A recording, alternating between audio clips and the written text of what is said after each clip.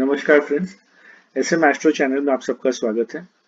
आज हम सीखेंगे ग्रहों की दृष्टियों के बारे में कि ग्रह की दृष्टि क्या होती है, इसे कैसे कैलकुलेट करते हैं, इसका क्या असर आता है, क्या प्रभाव पड़ता है। और हम जानेंगे कि कुंडली एक चार्ट में घरों की गिनती कैसे करते हैं। ये दोनों चीज बहुत जरूरी है, दोनों चीज हम इस वीडियो में कवर करेंगे। पहले देखते हैं सूर्य देव, इनकी सातवीं दृष्टि होती है। इसी तरह से चंद्र, बुध और शुक्र देव की भी सातवीं दृष्टि होती है। मंगल देव की तीन दृष्टियां हैं, चौथी, सातवीं और आठवीं। बृहस्पति देव की पांचवी, सातवीं और नौवीं। शनि देव की तीसरी, सातवीं और 10वीं दृष्टि। राहु और केतु की बृहस्पति देव की तरह पांचवी, सातवीं और 9वीं दृष्टि। आप देख सकते हैं जितने भी ग्रह हैं, 9 के 9 ग्रह, इन सबकी सातवीं दृष्टि तो है ही। यहाँ मंगल, गुरु, शनि, राहु, केतु देव, इन 5 ग्रहों की 3 दृष्टियां हैं। सातवीं के अलावा इनकी अपनी अपनी और 2 दृष्टियां हैं।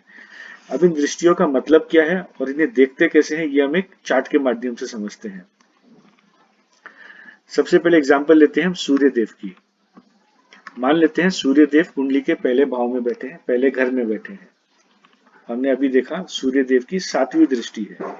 इस सातवीं दृष्टि का मतलब क्या है कि सूर्य देव जिस भी घर में बैठे हैं, वहां से सातवें घर पे वो अपनी दृष्टि डालेंगे, उस घर को भी वो अपनी इन्फ्लुएंस करेंगे, उस घर के भी वो रिजल्ट देंगे और उस घर पे भी इनका प्रभाव बनेगा, इनका कंट्रोल बनेगा। अब पहले जानते हैं कि घरों की गिनती कैसे करते हैं। जिस भी घर में जो ग्रह बैठा हो उस घर को पहला घर समझे दृष्टियों की गिनती के लिए। तो सूर्य देव की सातवीं दृष्टि है, तो हम 7 गिनेंगे, 1 2 3 4 5 6 और ये 7। तो इसका मतलब सूर्य देव पहले घर के रिजल्ट देंगे, सातवें के घर रिजल्ट देंगे और जिस घर के स्वामी है उस घर के भी रिजल्ट देंगे। मान लेते हैं सूर्य देव इस कुंडली में 10वें घर के स्वामी है, तो सूर्य देव 10वें घर के रिजल्ट देंगे, पहले घर के, और क्योंकि इनकी दृष्टि सातवें घर में पड़ रही है तो ये सातवें घर के भी रिजल्ट देंगे। हम एक एग्जांपल और लेते हैं बुध देव की। बुध देव की भी सातवीं दृष्टि है, तो बुध देव यहाँ बैठे हैं, तो अब ये किस घर पे अपनी दृष्टि डालेंगे उसको देखने के लिए हम 7 घर गिनेंगे, 1 2 3 4 5 6 और 7। यानी कि बुध देव का प्रभाव चौथे घर में और 10वें घर में, दोनों घरों में इनका प्रभाव रहेगा क्योंकि इनकी दृष्टि यहाँ पड़ रही है।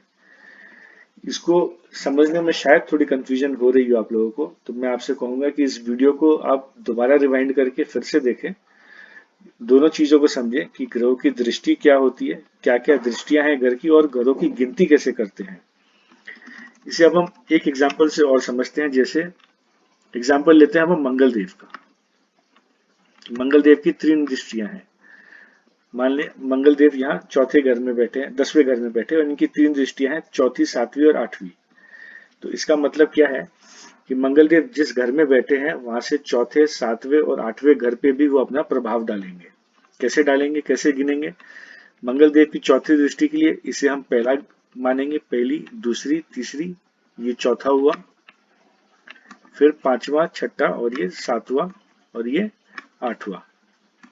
यानी कि 1 2 3 4, फिर गिने 1 2 3 4 5 6 7, 1 2 3 4 5 6 7 8। जिस घर में मंगल देव बैठे हैं उस घर को पहला गिने। अब यहाँ मंगल देव का प्रभाव किन किन घरों में आ गया? 10वें घर में, पहले, चौथे और 5वें घर में।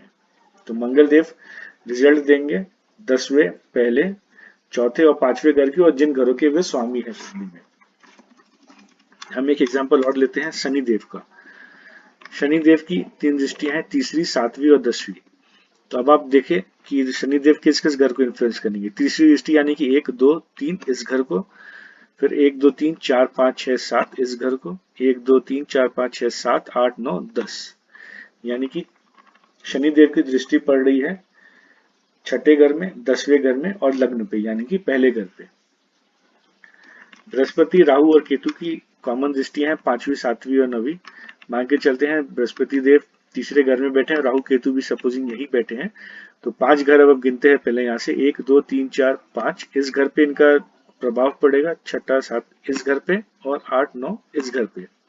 अगर आप 9 गिनेंगे, 1 2 3 4 5 6 7 8 9, यानी कि बृहस्पति देव की प्रभाव पड़ रहा है सातवें घर में, 9वें घर में और 11वें घर में।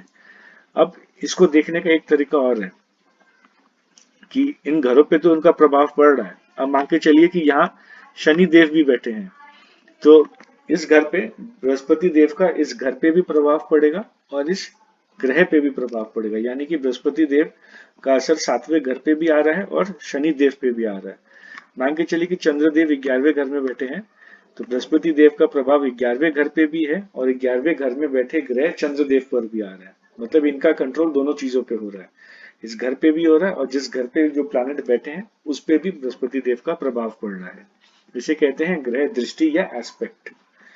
इसको समझना बहुत जरूरी है। इन दोनों चीजों का आप समझे कंसेप्ट को कि ग्रहों की दृष्टियां क्या होती है, किस ग्रह की कितनी दृष्टि है, कौन कौन सी दृष्टियां हैं और इन्हें कैलकुलेट कैसे करते हैं। ज्योतिष में कुंडली में ग्रहों की कैलकुलेशन कैसे होगी।